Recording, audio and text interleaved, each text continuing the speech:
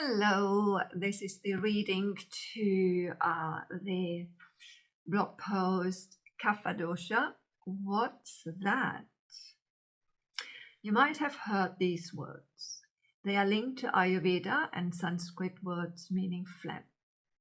As you might know, Ayurveda is an ancient universal healing science that originated in India thousands of years ago. Ayurveda's foundations lie in the 5 elements: space, air, fire, earth, water, and earth. The elements have specific qualities. They also form the base for the 3 bodily constitutions, Vata, Pitta, and Kapha. Vata combines the space and air elements, Pitta, fire and water, and Kapha, earth and water. These 3 constitutional types are not unique to Ayurveda. Other cultures around the globe have also differentiated people into different types. In ancient Greece, Hippocrates defined the 4 humors, 4 bodily fluids which, through imbalance, causes different illnesses. In the 1950s, the American psychologist William Sheldon defined 3 body types which resemble very much the Ayurvedic models. Mesophors, which are athletic, fit, pitta type. Endomorphs, which have strong and sturdy bodies, kapha type. And ectomorphs, which are characterized by fragility and thinness, vata type. The model was applied, though, to explain criminal behavior. So we are not delving into this side today. So what are the doshas for? From the Ayurvedic perspective, doshas are bioenergies. They are responsible for initiating and maintaining specific processes in the body. For example, Pitta, with its fiery and watery qualities, governs all digestive, transformative, and metabolic processes, whether it be the food you eat, the movie you watch, the news you listen to, and so forth. With its space and airy qualities, Vata governs everything that moves, such as breathing, circulation, heartbeat, nervous impulses, and initiating processes of the other doshas. Kapha holds everything together with the viscous, sticky qualities of the earth and water elements. What does Kapha Dosha do? Kapha Dosha is the substance and the glue that holds it together. Its qualities are heavy, slow, cold, sticky, oily, and slimy. Think of the ground after a good rain shower, slippery mud. When I take my dog out for a walk in the local marshes, I even get stuck in the mud after prolonged rainfalls. These are kapha qualities in action: heavy, sticky mud. It's the same inside your body.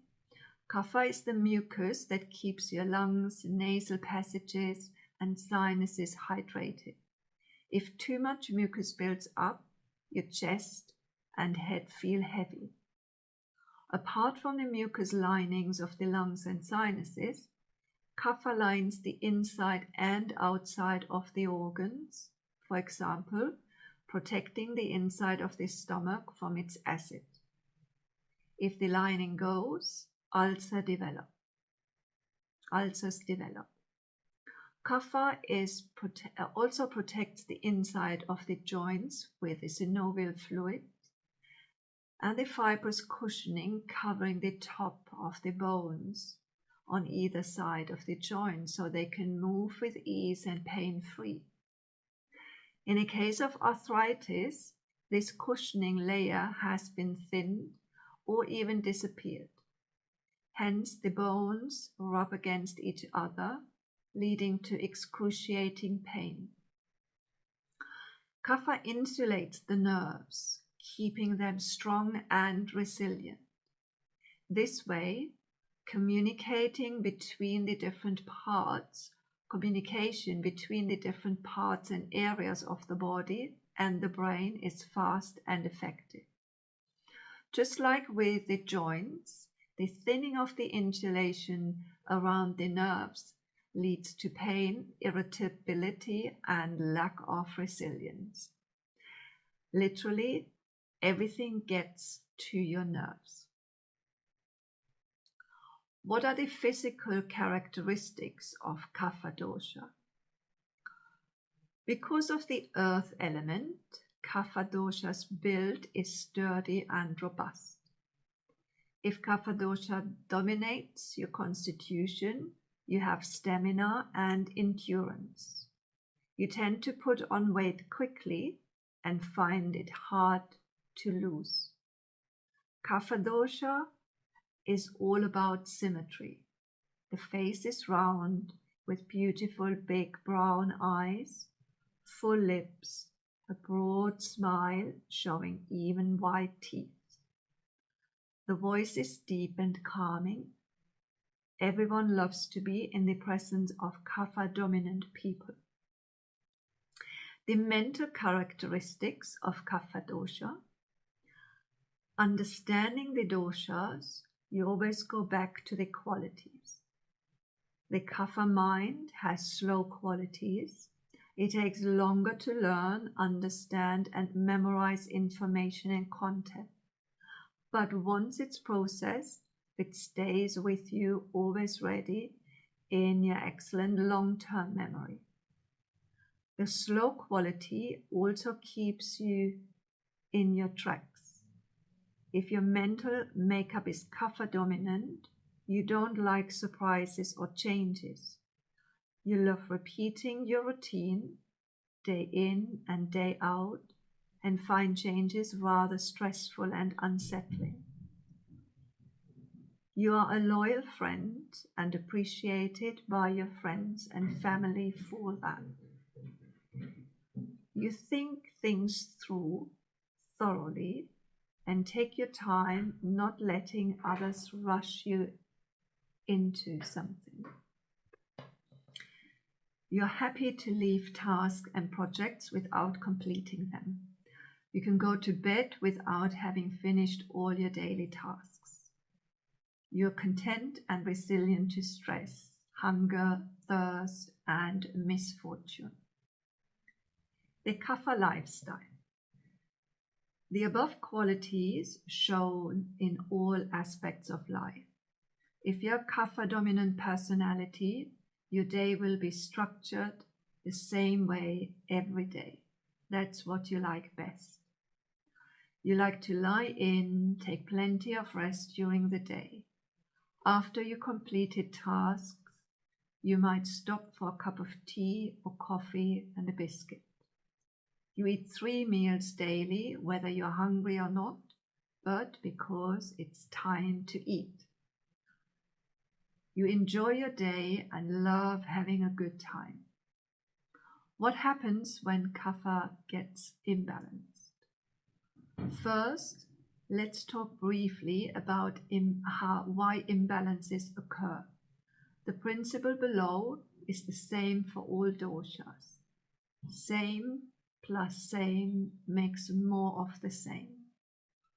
Returning to the qualities of slow, heavy, cold, oily, sticky, and slimy. Suppose you eat food of these qualities, for example, Weetabix with cold milk from the fridge. In that case, this will add more of the same attributes to the already existing ones, so you end up with a blocked nose or heavy chest. How do imbalances show in the body? Kapha imbalances are frequent colds, coughs, congestions of lungs and head, swellings, cold, moist feet and hands, puffiness in the eyes, edema, allergy flare-ups, weak digestion, lack of appetite but still eating, tiredness, too much sleep, sweet taste in the mouth, feeling cold, nausea, tickling in the throat, too much saliva, feeling of heaviness, weight gain, low circulation, kidney stones, benign tumors. On a mental level, excess kapha manifests as possessiveness and inability to let go, stubbornness, mental heaviness, feeling sluggish, and a lack of motivation. What to do to balance kapha? As imbalances appear when too many of the same qualities are added, to rebalance, you will need to add and apply the opposite qualities of fast, hot, light, and dry. This means you best eat cooked, warm food that is well seasoned with chili, ginger, black pepper to stimulate a slow digestive fire. Daily leafy greens and food with bitter, pungent, and astringent taste. Warm drinks, hot water, maybe ginger tea after your meals, and coffee are excellent for kapha constitution. Fasting and skipping meals, particularly the evening meal, is very beneficial for rebalancing Kapha Dosha. Vigorous exercise in the morning that makes you sweat and brings warmth into the body is also beneficial, as a fast-paced Surya Namaskar, back bends and twists. Go to dry sauna regularly. Seasonal kapha time. The doshas are also represented in the seasons. And the Kapha Dosha is dominant during the spring season. After the dry winter months, snow starts melting and moisture increases in the atmosphere and the earth. New growth shoots up. The Kapha time of the day. The doshas are also active throughout the day and have their qualities. Kapha times of the day are 6 to 10 a.m. and p.m. During these times, your digestive fire is naturally weaker than during the pitta time, 10 to 12 a.m. and p.m. As breakfast falls into the kapha time, it is best to eat a light and warm dish. Ayurveda recommends getting up before 6 a.m. so we avoid the heavy and slow kapha quality, but tap into the light and mobile water qualities, which are active between 2 and 6 a.m. and p.m. Final thoughts. When discussing Kapha Dosha from the Ayurvedic perspective, think of it as the element in you that's like the earth and water combined. It's what gives you your stability and strength. It's why you might have a calm demeanor and a strong, enduring presence. This aspect of you, rooted in ancient wisdom, keeps everything in your body working smoothly, like the lubrication in your joints and the protective mucus in your lungs. But just like a garden that gets too much water, too much kapha can bog you down, making you feel sluggish or causing you to catch colds more easily. The trick to keeping kapha in check is simple. It's about balancing it out with its opposites. Think warmth, lightness, and movement. Spice up your meals, add a bit more activity to your routine, and keep things varied and stimulating. This isn't just about physical health, it's about feeling livelier and more energized in every part of your life. Ayurveda isn't just ancient theory, it's practical advice to help you find your best balance. Enjoy the Kapha time and come back to this blog post if you have any questions. Thank you. Bye bye.